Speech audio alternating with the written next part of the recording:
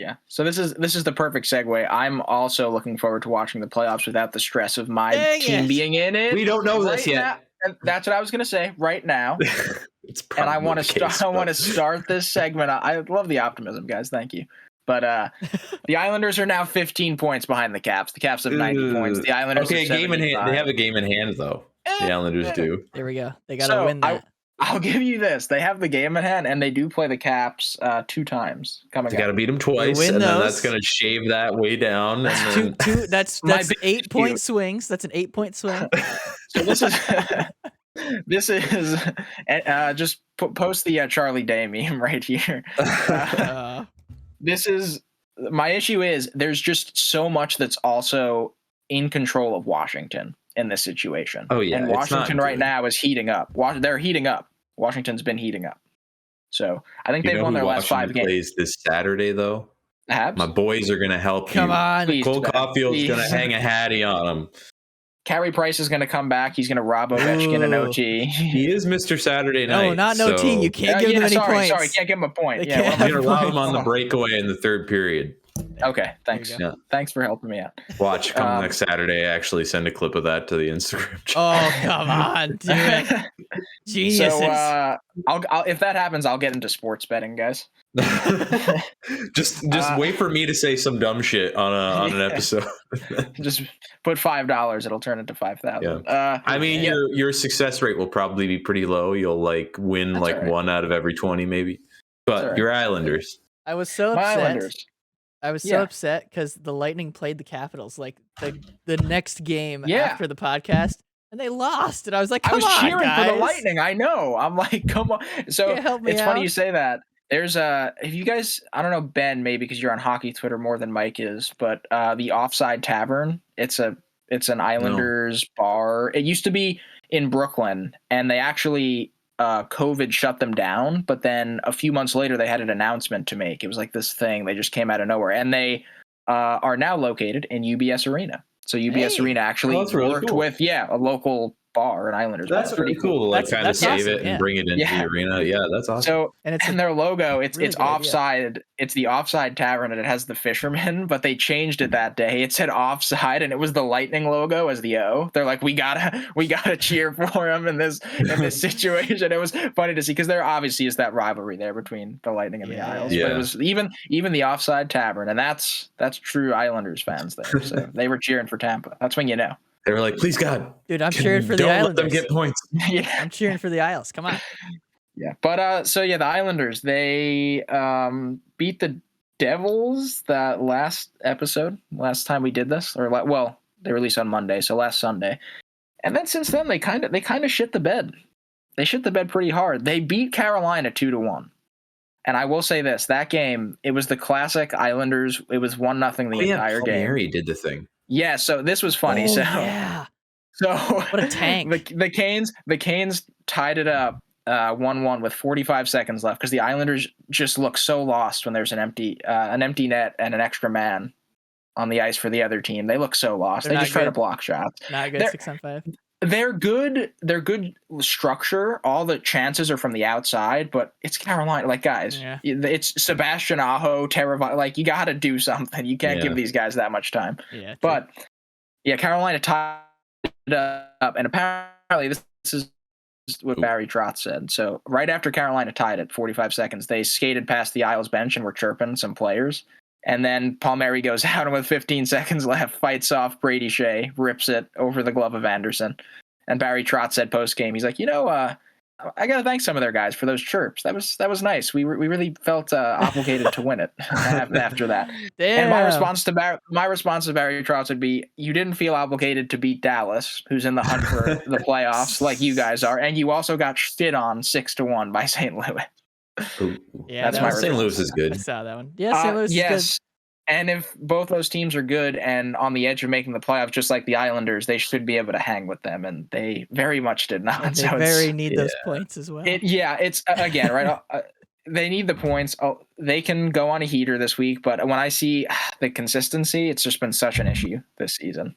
Just such an issue. I didn't watch any of the St. Louis game. I cannot talk about that. I know Grant Hutton, who is a defenseman the Islanders called up, from the AHL, got his first NHL goal against the Blues, which great, but sucks because it was I think 5-0 at that point, and then it's like, you get your first goal, it's 5-1 now. That must kind of stink. Yeah, it's kind of like, yay, I can remember this moment forever. Yeah, us getting our shit pushed in. But I can't comment on that. The Dallas game, I also didn't watch. The Carolina game was the one game I did watch. But you got the good one. I got the good one. I'll go through their schedule. They have Pittsburgh on a home and home coming up Tuesday and Thursday, and then they play the Canadiens. And then the rest of their schedule, the last 2 weeks of the season for the Islanders, is Toronto, Florida, the Rangers, the Sabres, which we'll be at. And the Sabres are playing great right now. They are. They're at least heating up more so than normal. They did get owned by the Lightning today. Yeah, I didn't see that. I did not mention that, but the Lightning did win. But it's Buffalo, so it's like, okay, thank you for doing that. and then Carolina, Washington, and Tampa to end this season for the Islanders. Again, it's about the toughest schedule you could have. So this was interesting. This was interesting though, guys. I was talking to someone at work who's also an Islanders fan, and they were telling me Washington kind of has a tough schedule too. So you gotta play the Islanders. They play the Islanders, but they also play, let me name some of the teams. The Rangers, Colorado, Toronto, Vegas, Toronto. And Montreal, Philly, and Arizona. So Montreal, Philly, Arizona, those are pretty. For Washington. Greece. It's two. Again, maybe they'll go 0 for 3. Maybe. But the important part in there is the 2 of those games are against the Islanders. Yes, that's the important part. Huge amount of control they have if they can get those games. I mean, there's not really any control in their situation right now. They're desperate, but and that's what I'll say. That's the last thing I'll say is what will help them is out of their control. So we just have to wait and see. That's it. That's the best answer I can. Let's go. I know you had said before, Eric, that with the way the trade deadline went, you just sort of seems like this is Lou just kind of saying, this is our team. I think they'll be fine. We're going to stick with this. Obviously it has yet to be seen with how the rest of the season is going to play out. What are the Islanders? What are they doing? What are they thinking about? That's a great question. The Islanders are thinking that with their core and with a better start to the season, in the sense of COVID, don't play being 13 home, games on the road, not playing 30 games, they think that they really have a shot of doing something. And that's a great question, because I will say this: if you look at, I know it's easy in hindsight to say this, but if you look at the Islanders season, when they lose a game against Montreal, when Montreal's playing as poorly as they were in the beginning of the season, was that a win?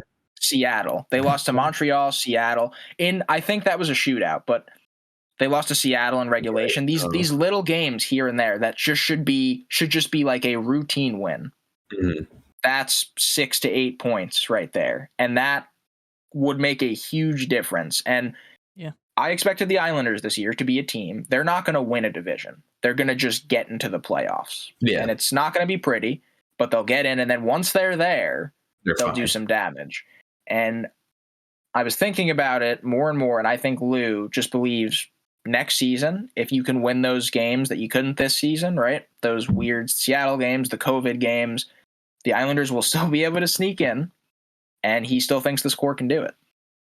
And that's really interesting, because I almost expected there to be, I don't know, some talk of, at this point, what will the Islanders do in the offseason? And maybe it's a little bit too early for that, but if they don't do, if I will say this, I don't know what they're going to do in the offseason. I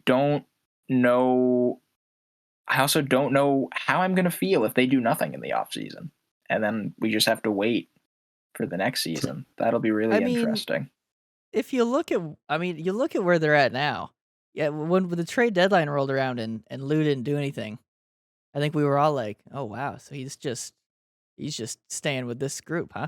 Mm-hmm. But then you look at where they are now, and It's an outside chance, yes, but they have a chance at the playoffs. And after that start, yeah, I don't know. I think it was just an outlier. That's what, right? So that's what confirms that more and more. Benny, it probably is mostly an outlier, but it is impossible to look at that team and not think, could you just find a 20-goal scorer? Yeah. Could you find just something? Just give them something else to work with. Because very true. I feel like a lot of those, I mean, I don't know how many close games there have been for the Islanders this year, but just by the nature of how they play, it's more close games, try to get a 1-goal win. Just get a few more goals into that situation, because you need goals. Yeah, very true. Yeah, you need, again, after Everly's gone. Like, I don't think they ever really did anything after he left in terms of goal scorer wise, did they? I mean, they brought in Parise. They didn't, but Brock Nelson did. Brock Nelson did something about it. To do it on his own. He's like, I got it. Don't worry, guys. No big deal.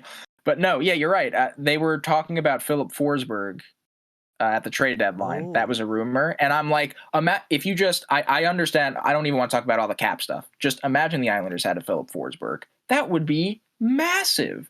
I am not worried about the Islanders goaltending. Honestly, I'm not. But would Filip Forsberg be shoved into Barry Trotz's system? Great question. Yes. And then all of a sudden his production is just pew.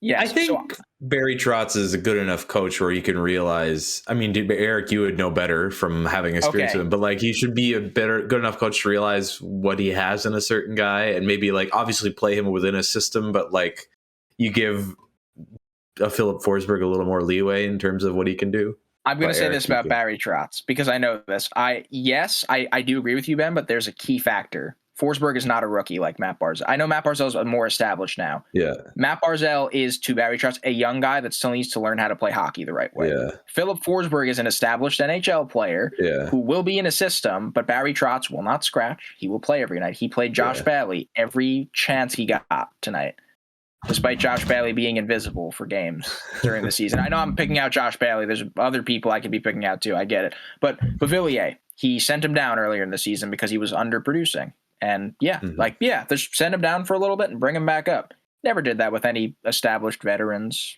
Nope. Yeah.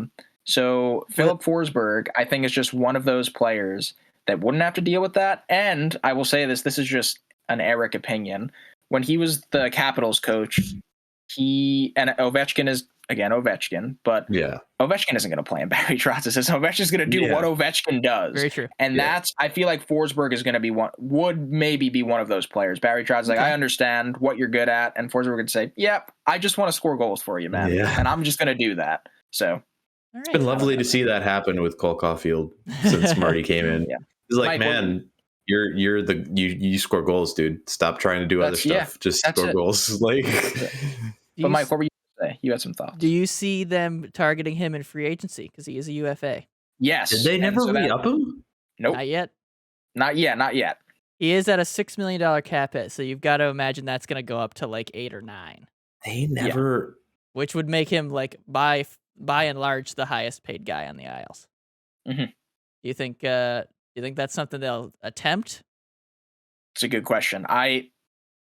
To be honest, there's a part of me that hopes they try, because that'd be sweet if Filip Forsberg was an Islander. Just the thought of that that'd be really cool. It'd be interesting to really sit down and think about what they'd have to give up to get that, or how they'd have to shift some things around, Yeah.